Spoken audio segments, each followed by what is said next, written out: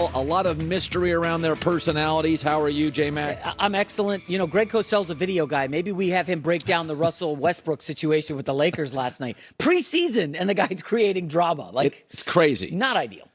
So Dak Prescott wants to play, and he wants to play now. And the Cowboys keep saying, slow down, we're going to play Cooper Rush.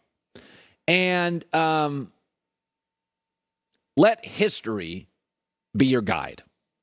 So why would Dak be nervous? He's popular, he's talented, he's made Pro Bowls. Everything to worry about with Cooper Rush. That is ridiculous, or is it? Let's go back to the beginning of Dak's career. Didn't he replace the injured Tony Romo? Nobody thought Dak was as talented as Tony Romo. Tony Romo had made 4 Pro Bowls. Tony Romo was a naturally gifted thrower. Tony Romo at the time had the 3rd highest passer rating of all time. I'll slow it down for you. All time.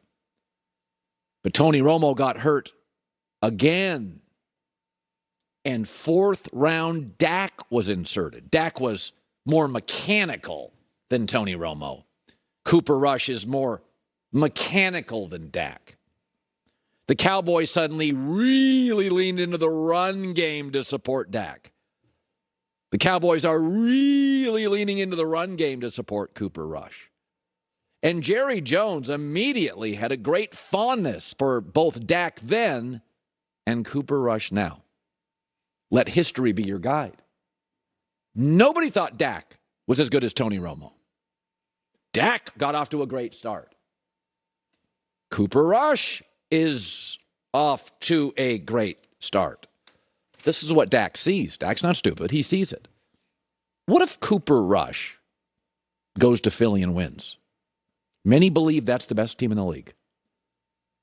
Folks, you don't have a quarterback controversy until you have a quarterback controversy. Tony Romo, wildly popular. Commercials everywhere. Tony Romo was talented. Made twice as many Pro Bowls that Dak has. A much more natural thrower than Dak. Tony Romo was in the middle of a huge contract. And then Tony Romo got hurt again. The questions about Tony Romo, can he win the big game? He was 2-4 in the playoffs. Are the same questions about Dak. Can he win the big game? He's 1-3 in the playoffs. One thing we know about Jerry loves a good story that makes him look smart. Especially that makes him look football smart. He loved that Tony Romo was undrafted. He loved that Dak Prescott went in the 4th round. He loves that Cooper Rush, nobody else saw him undrafted. The Cowboys did. Jerry did. Jerry knows football. Jerry loves these stories. And Dak sees all of this. And I know what you're saying now. It's way different. No, it's not. Let's go look at Tony Romo's career stats and Dak's today. They are identical. Identical. Win percentage, completion percentage, yards per attempt, passer rating, identical. And Dak has played behind a much better offensive line on average than Tony Romo did. Tony Romo, 10th highest passer rating to this day in the NFL. Tony Romo, double the Pro Bowls. Tony could have still played. He was hurt again, getting hurt more often. That sounds familiar. Dak wants to get back, and Dak wants to get back fast. You don't think there's any similarities? Everybody, not going to get rid of Tony Romo for that guy from Mississippi State. You got shows all over the country, opinion shows now, filled with cowboy opinionists. They're all talking about how good Cooper Rush is. Don't think Dak sees any of it? That's why Dak wants back now, and Mike McCarthy, his coach yesterday, said, we're taking it slow. You got to trust the medical process. I mean, this is a 17-game season. That was my immediate response. I know Dak didn't want to hear it, but, we got to make sure that he's right for the long haul, too.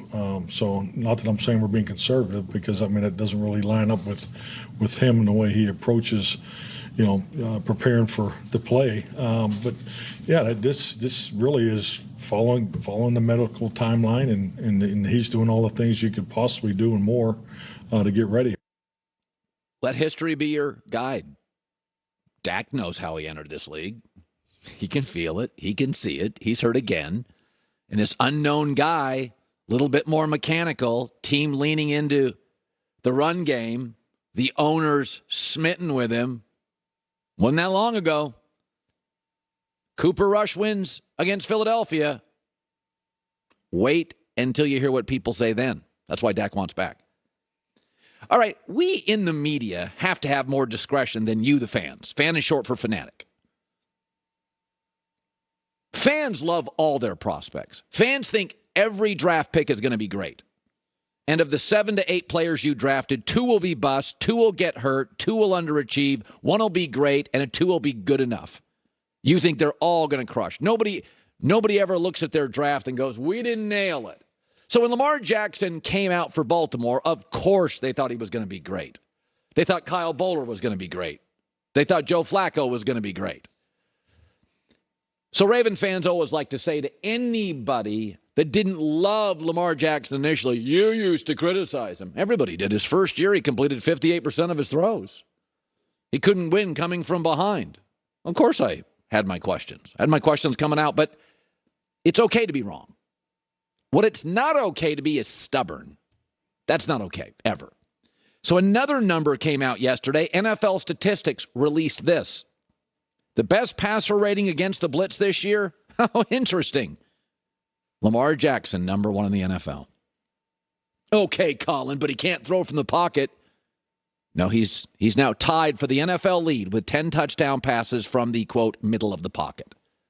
Well, he's not that, throwing the ball. He completes 64% of his passes this year and 64% of his passes in his career. And Baltimore spends less money on receivers than almost any team in the league. Your eyes are wrong. My data is right. It is okay to be wrong. These are all prospects. Most don't hit. Even NFL general managers will tell you by the 4th pick, it's a finger cross. You really don't know. But to be stubborn on Lamar, that's not good. 3 things are big for quarterbacks. Winning. 54 starts, he's 40-14. Production. 96 touchdowns, 36 picks. Won't even mention his legs there. Talent. His passer ratings, 98. He is absolutely in the discussion of a top 10 quarterback. Stylistically, doesn't look like any we've had in a long time. But skepticism early on Lamar Jackson was healthy. You don't want to be a fanboy and a pom-pom waver. His first year in the league, he completed 58% of his throws. He won immediately, but it wasn't pretty, and he didn't play very well from behind. But now we're getting data that shows. I mean, again, end of last year, data. This year now, more data. Best quarterback in the league against the blitz. I said this a couple nights ago. You can see his self-awareness when he runs now. He's looking to slide. He didn't 2 years ago. It is okay to be wrong. Fans think all their draft picks are going to be great. Fans think all their prospects are going to be great. Most aren't. But now if you're still doubting Lamar, you're just stubborn. Media, fans, dude can play. Dude's a winner. Dude's talented. Dude's productive. 54 NFL games, 40 wins, 14 losses. There is no disputing that. And this past week, we saw him outduel Joe Burrow, who got to the Super Bowl, took the Bengals on his shoulders. We saw him outduel Joe Burrow. It's now what he does almost every Sunday. All right, good stuff today. Cannot wait. I'm interested on your take and people's thoughts on that Westbrook video. I find him just impossible to understand. I just don't get it. There's certain athletes, I just don't get it. They're very popular. They've curried favor with you, the fans. I do not get Westbrook. I don't get Simmons. I don't get Kyrie. Harden, I get. He's just, he's his own dude. But some interesting video around the corner. These days, every new potential hire can feel like a high-stakes wager for your small business.